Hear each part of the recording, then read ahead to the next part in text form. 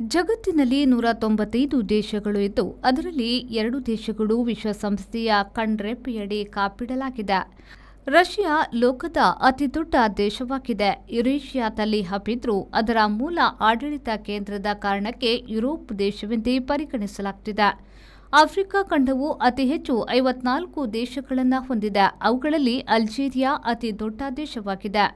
ಏಷ್ಯಾವು 49 ದೇಶಗಳು ಇರುವ ಖಂಡವಾಗಿದೆ. ಚೀನಾ ಅತಿ ದೊಡ್ಡ ದೇಶವಾಗಿದೆ. ಪ್ರಪಂಚದ ಜನಸಂಖ್ಯೆಯಲ್ಲಿ 60% ಜನರು ಏಷ್ಯಾ ಖಂಡದಲ್ಲೇ ಇದ್ದಾರೆ.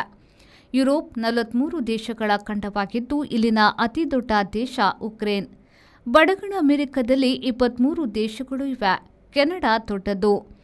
ಓವರ್ಸೀಸ್ನಲ್ಲಿ 14 ದೇಶಗಳು ಇವೆ. ಅವುಗಳಲ್ಲಿ ಖಂಡ ಎನ್ನಲಾದ ಆಸ್ಟ್ರೇಲಿಯಾ ಕೂಡ ಸೇರಿದೆ. ತೆಂಕಣ ಅಮೆರಿಕ ಖಂಡವು ಅತಿ ಕಡಿಮೆ ದೇಶಗಳನ್ನು ಹೊಂದಿದೆ. ಸಂಖ್ಯೆ 12. ಅತಿದೊಡ್ಡ ದೇಶ ಬ್ರೆಜಿಲ್.